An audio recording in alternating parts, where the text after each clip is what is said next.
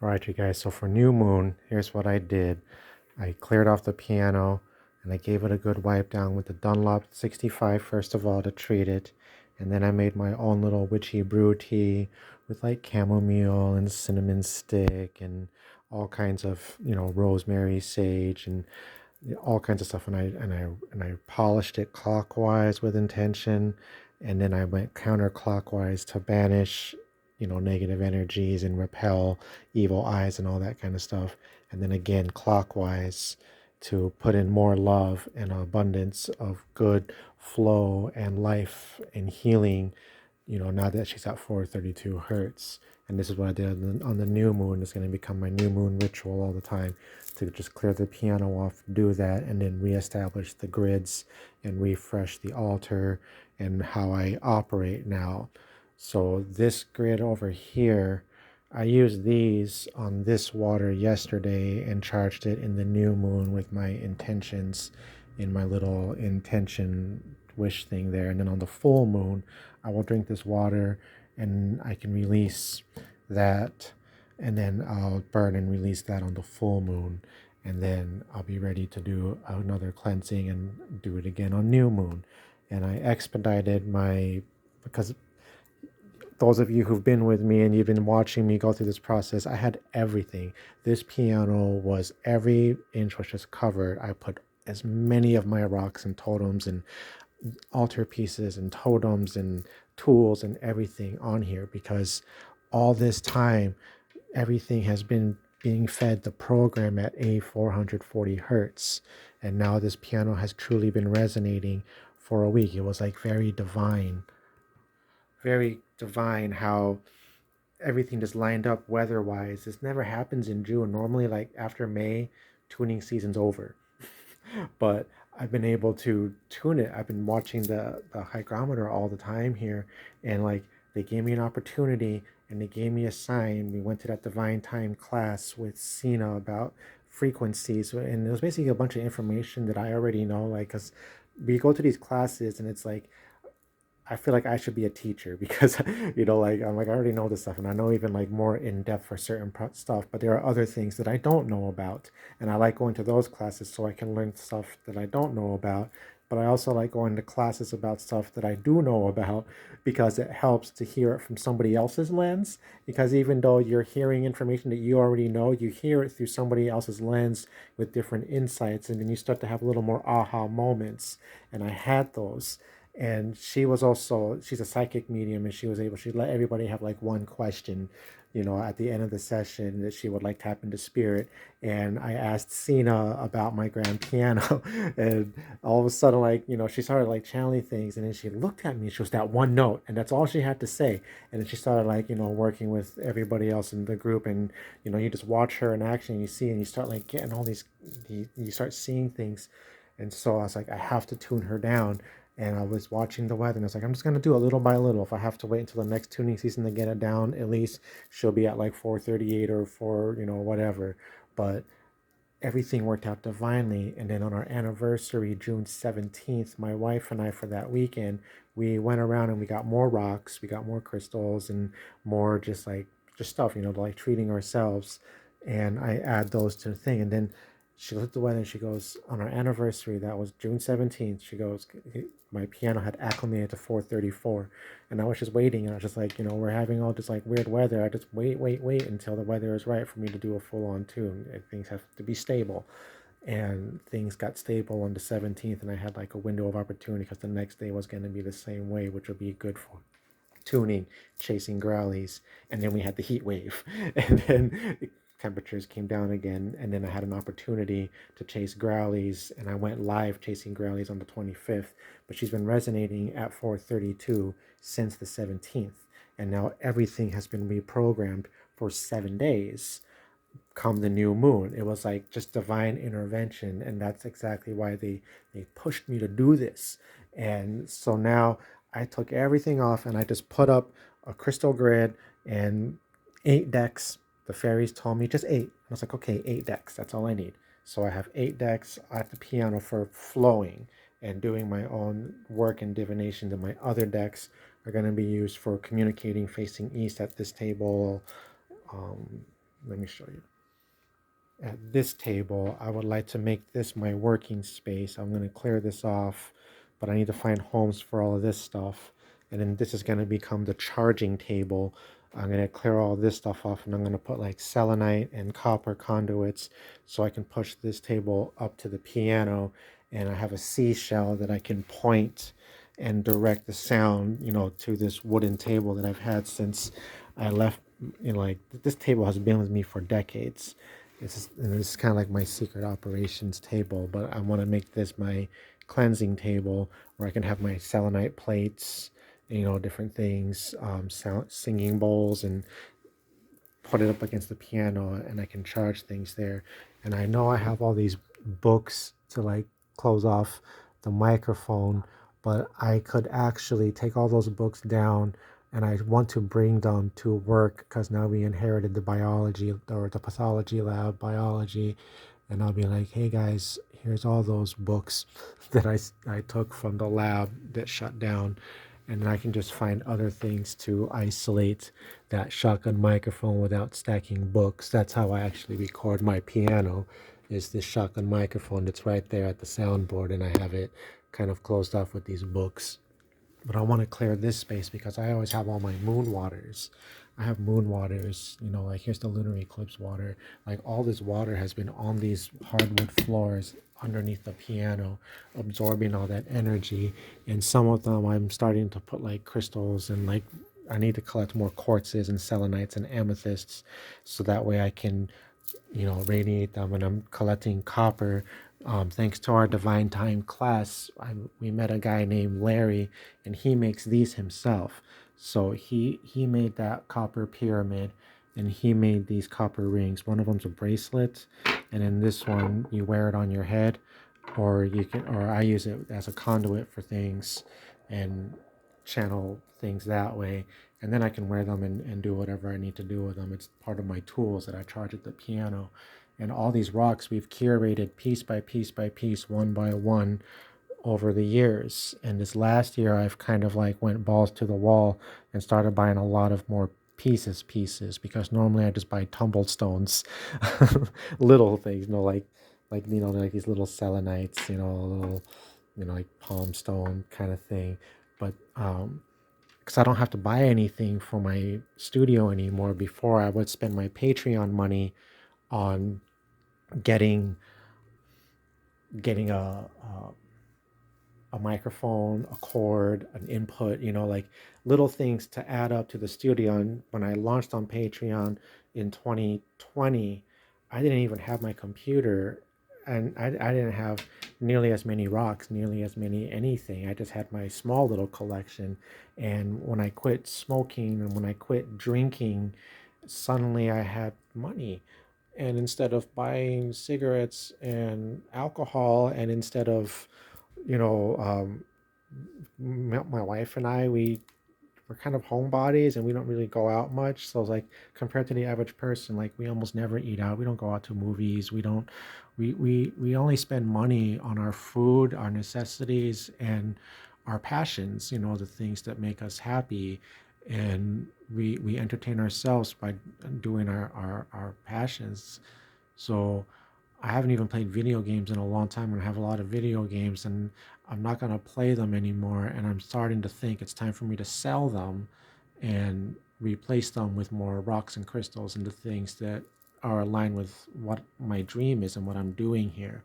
So I know, Luis, you're a game person, and I told you that when it comes time for me to sell my old PS1 games, and like just like I did to get the piano, I sold a bunch of like old games and things that I have. I have a lot of valuable collectibles from my teenage years, and that's old energy that's just sitting there collecting dust. And I'm like, I'm probably never going to play those games. I don't know why I'm holding on to them when I can just sell them for what they're worth to somebody who will cherish them and actually wants to play them or have them in their collection. Because that money adds up. Like one game alone will sell for over $100, and that'll like another solid piece like one of these or one of those that I can add to my major crystal grids or get me like a bigger piece of selenite. Like, this wand we got at Wild Mother in Zumbrota. Like everything that I have here is selectively curated from real artists, real people, and that's all the energy that I'm always channeling in my studio. Like, um, I went to their concert in Dodge Center. Basic Printer, he's an independent musician, and I buy his CDs from him, and he signs them, and he gives you a Pokemon card when you get his albums. This is before Emmy Boss changed. She kind of went pop now and is like plug and win. I almost want to say she started doing AI, but before she used to paint, and that was one of the last pieces that she painted before she sold out for Instagram views. But still, it's good energy and I cherish it. Jeremy Messersmith, he's a local musician. I met him a few times doing ukulele stuff in Red Wing, and he let me go to his concert for free. He signed my record, he signed my ukulele, he gave me a bunch of ukulele books for the students. We went and saw Pink Martini, and they autographed the albums, and Jake, what's his name? Timothy Nishimoto, he actually sent me that 45 personally from Portland, Oregon. So like this is all like significant energy that means a lot to me. Um, that's how I do things. Like that's the poster of the Beatles that I haggled with my father-in-law for. I know he got it at some flea market for real cheap, and he's like $20. And I was like, yeah, how about 10? He goes, 15. I'm like, okay, 15. Yeah, okay. And everybody's like, man, I think he probably only paid like $2 for it. I'm like, I don't care. And I was like, that's a rare photo of the Beatles. You don't see that one very often, just like printed out on a poster board and whatever. Like there are so many Beatles photos and posters out there, but this is from their second or their third album, The Beatles Again, I want to say.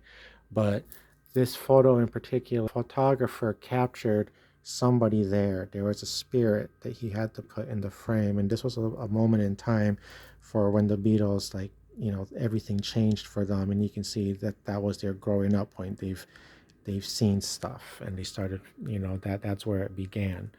And so I like that energy.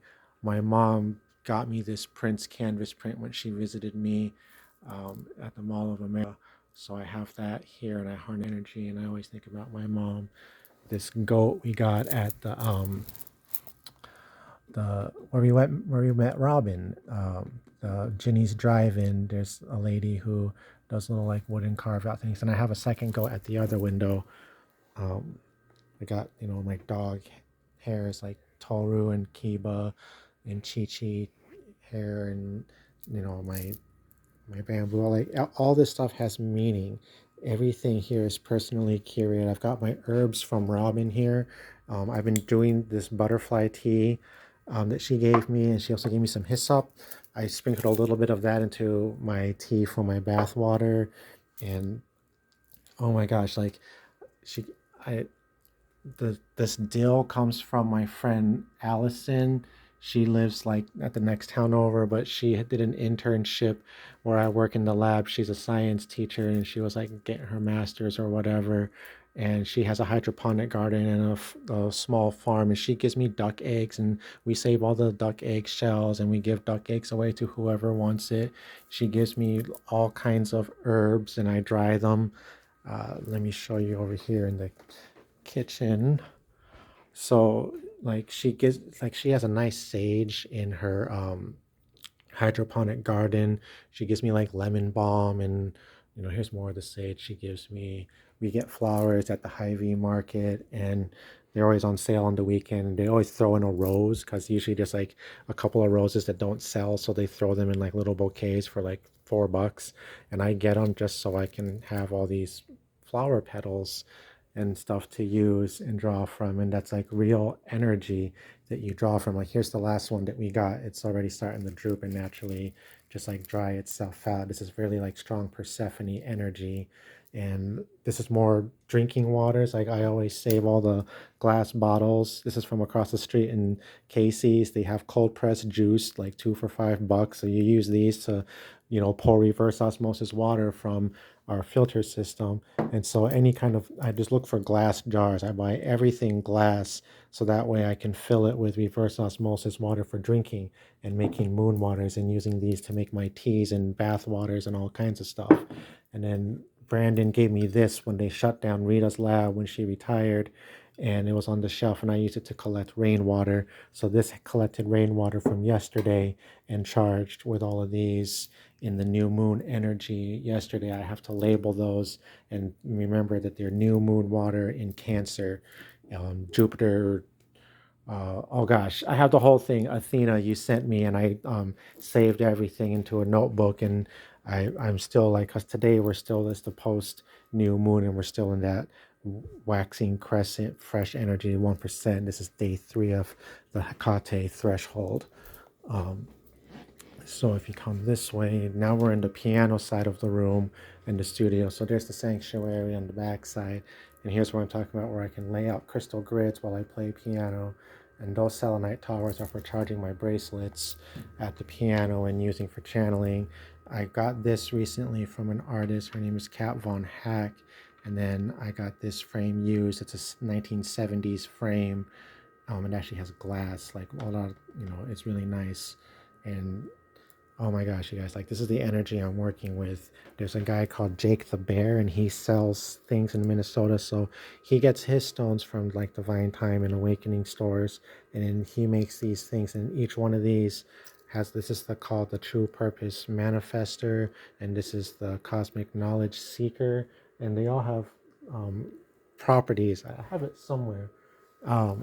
I have to, but anyways, I'm just showing you guys like what I'm working with here. This is my computer station and how I have everything set up. You guys kind of basically know that. Here we go. Jake the Bear. So I drew the bear card recently, and I had the bear. Oh gosh, like everything is just so scattered, and because I just charged everything and now I collected everything, and I'm trying to like find homes for everything and put them in places with intention and reorganize like my entire space here. I got my copper flutes. These come from Lake Minnetonka. Eric Raum, he makes them by hand and he patinas them himself. These are beautiful copper flutes to charge things with. My friend Eric Benson gave me this shaker. Robyn gave me this flute and this brooch. Like everything has been charged. Julie, you gave me the Rainbow Bright and the Stormy and the, like I look at everything here. Everything is personal. Like when I worked at Lewis and Clark College back in 2008, Sir Onion and the Cat Lady. Oh gosh, I'm drawing a blank. It's on the back. I'll remember her name. That was like a long time ago.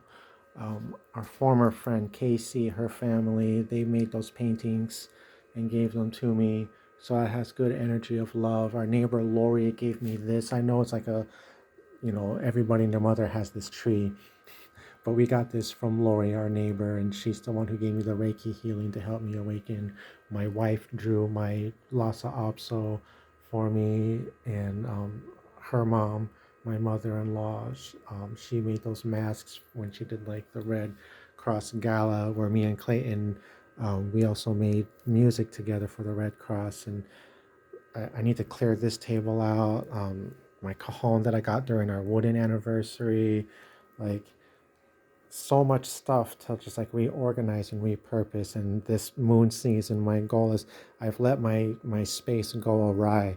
Like, why do I have all this sheet music that I'm never gonna like pull out and use? So I can just like put all this stuff away and like I need to open up this space more and make it more intentional and to flow with this, because that's a rose quartz granite fireplace that's out of commission. And when my wife, we got her a cello, she would watch herself play the cello here, and this activated a huge portal with our dog who passed away, and I call it like the Toru portal because that's basically his mirror. He used to love looking at himself, so I need to put more Toru stuff at this mirror. But my wife made me little Pokemon things, and I have like sigils to recharge and refresh to protect the portal. Like everything is all connected. Oh, there's that nice shell that I got. Yeah, like while I'm at it, these wind chimes. Like constantly collecting things. And a lot happens in a year, and your collection like gets even bigger over 1 year, over 2 years, over three. So imagine, just like my whole life I've been curating all kinds of stuff, and like all these books I took from the lab, and now that everything is reestablished, I can just be like, hey Amy, I still have all those books, and I can call Dustin and be like, hey Dustin, I still have all these books. If you want them, take them. I'm just gonna like, I have to go because I downsized it and I chose the ones that I wanted, which was still too much. So I need to go through this and pick out the absolute ones that I need for myself, and then the rest, um, find homes, because this is real knowledge. Like those books were held by renowned scientists for decades. And there is one guy in particular, all the ones with his name on it, I'm supposed to keep all of his books because Rita said he just knew everything. So all the books that were his, they have his name written on it. I have to keep those books because that's direct connection to Rita, who helped me unlock everything. Because I had the spiritual side, I had the science mental side, and then I had my emotional side mentors with my therapists and my acupuncturists and all that kind of stuff. So, and now with Divine Time, like I have everything covered, mind, body, and spirit. It's all been charged at 432. It's just now the project is I'm going to start with this upright piano, and I'm going to take everything off of it and rehome it where it's supposed to be, so that way I can start tuning this one up to 444. That way C and G over here are at 396 and 528. That's the goal. And so I just have to tune it up 1 hertz at a time, maybe half a hertz at a time, just seeing how much tension it's willing to take on at a time, because you can't do too much. You just have to like nudge it up and then let it rest, and then nudge it up and then let it rest, but it'll get there. It can handle it. It's like, because people can crank and make an A register as a C, and the string still won't break. So you can bring it between A and B flat. That's only a few hertz. Like, yeah, maths. They tell you you can't do it, but that's just so you won't do it. But anyways, this True Purpose Manifester is this one. And the top piece is a piece of prehnite. And then it has this mushroom charm. And then after that, it's serpentine. And then rainbow moonstone is the little bead there. And then labradorite over there. And then this one is the Cosmic Knowledge Seeker. And he has like all this stuff about it. And then you can always just do a deep dive, but just know the stones. It's got blue apatite bead at the top. There we go, the blue apatite. And then over here it's got larvakite. And it's got a rainbow moonstone. And then at the bottom, larvakite. I think it's doubled on the larvakite. And then Clayton, with Serenade and Homemade, he made me this little dream catcher, and this is the one that hangs here. That, and I make sure it's going with this microphone here is a conduit, and it's a channel.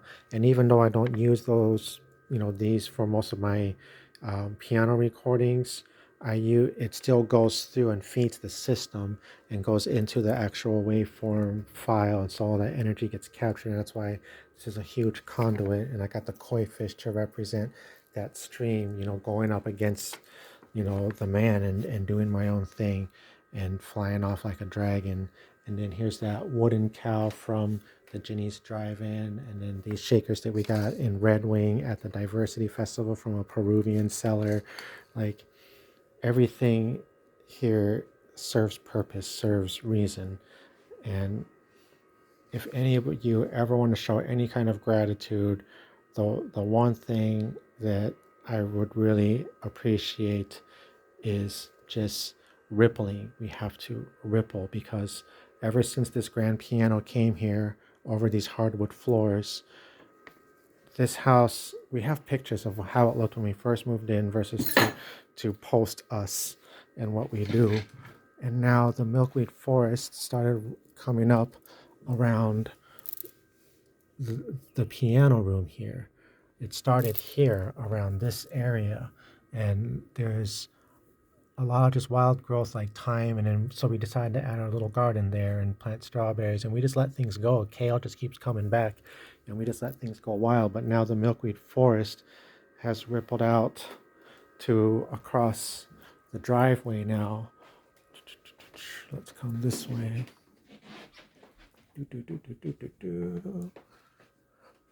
So if you look out here, it was raining, so I collected more water today. And those are all jars that I just found secondhand at the town over and at like Goodwill and all that kind of stuff. But this, the piano room right outside of it, everything rippled there.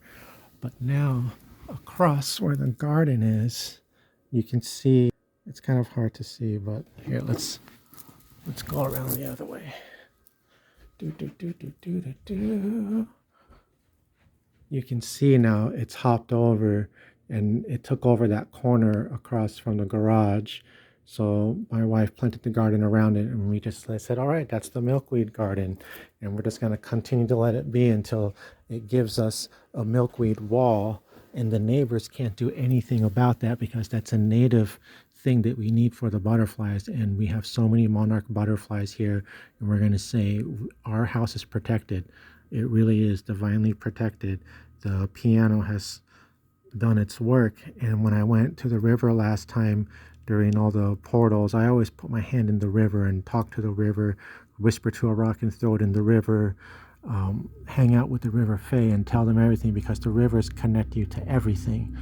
And I told them what I did, and I said, I tuned my piano to 432, and I'm trying to help heal from our pocket of earth, because I know that a microverse, I am but a spore, and I'm trying to radiate and sporulate, just like the stuff that I do at work, because across the street, everybody and their mother like mows and sprays, and all the animals are trying to seek refuge here now. So many like wild bunnies and frogs, and all the birds are fighting to live in our trees, because we don't spray, we let things grow. And now that we let them have at our garden, because it's just me and my wife and like our small little circle of friends, so we always have an excess of produce growing from our garden. So if we almost never get to harvest the broccoli for ourselves, but we can always just go get broccoli from the farmers market and local farms here. Let the bunnies and all the animals have at it. So that's part of the reason why the neighbors don't really like us, because we're different. They always complain. They made us cut down our stump. It was fine when it was a tree, but when it was a stump, they had a problem, because we were letting the feeder trees just kind of like grow, and we just kind of maintained it like a bush. And then they made us cut it down and grind it down, and that really pissed me off. But that's okay. I am over it now. That little circle where the stump used to be, we're gonna make it into like a wildflower patch, and I'm hoping the milkweed will eventually proliferate around there. And I'll say, you can't cut that down. That's an endangered species, and we need that milkweed to help the monarch butterflies, and there's nothing they can do about it. We'll be protected. Here's my tea station. My wife did this recently, so that way I can easily pick out what teas I can use to make all my tinctures and all my brews. And then I'm gonna have my excess over here with all like the spices and everything like that. Like, your spices is everything.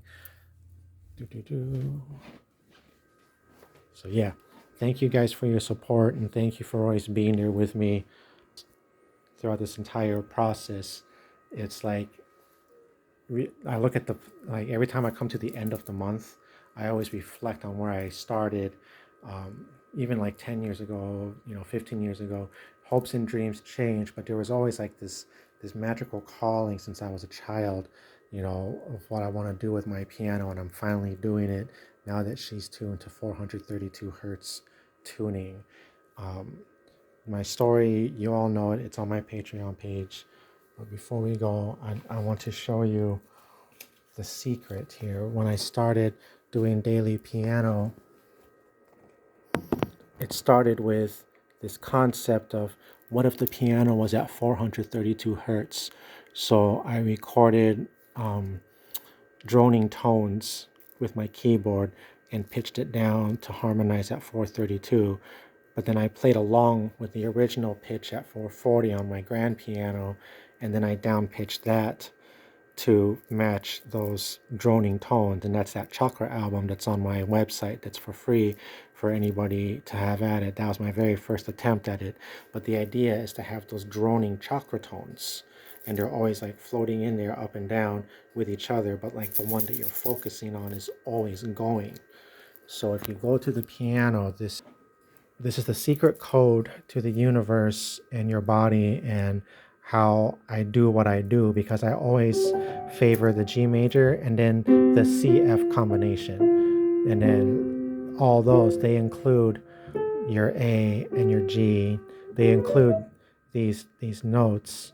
And this one in particular is like close direct to the third eye. So that's why I prefer the G, I call it, because everything starts on the root to the crown. They have us at 440 and they want everything to start down here on C. And that kind of like changes the brain, and like that's how they're able to program us and keep us, low vibrational. So if you favor G, that's why ukulele is like the happy instrument, and they always try and downplay it so people don't take it seriously, because it's actually the true healer. And if you capo 5 a guitar, you're in the key of ukulele. Or I think if you like drop key it, tune your guitar to 430, because guitar exists here, right?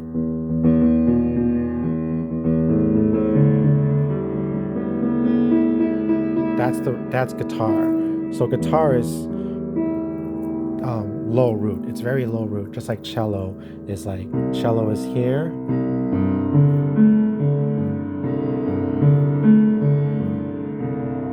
Ukulele is here. So when you fret on a guitar, once you're writing your high E string in the guitar, then you start, that's why that melody line with the guitar, people love it so much, because that E string and those higher strings where all the melodies hit, they go into this range. And this range is your divine system. When you play ukulele, you're on these strings. So as you fret up and play things, you're here. So if you tune that to A 432 and then make all of this harmonize right, everything that you play is going to tickle those chakra points, and you can focus on certain ones, but they all dance because they're related. So what happens is when you get down here, this is like your lower roots. There's like, because it's not just 7 chakras. These are the 7, 1, 2, 3, 4, 5, 6, 7. And that's what I call the divine chord, the secret chord that David knew that pleased the Lord, is that chord with those two. And so if you can sustain pedal or sostenuto pedal those will always drone out. Even if I were to like go and then release the sustain, those ones are still resonating and constantly hitting your body. And now I can do it in real time, live, and actually feed the whole area like this through the floorboards, rippling out to the ground, because underneath here is the basement, and things funnel down from this chimney and the vibrations reverberate, and then from there it's touching the roots from everything out there. So everything has been rippling from this piano, and I'm trying to just keep rippling and rippling. So I told the river, listen for the piano. So I'm going to put the speaker right up against the piano here. Right, I think that's where the microphone is. And if I do it this way, it's going to be more sensitive. You're going to hear a lot more stuff, but you'll be able to hear those sympathetic reverberations resonate now.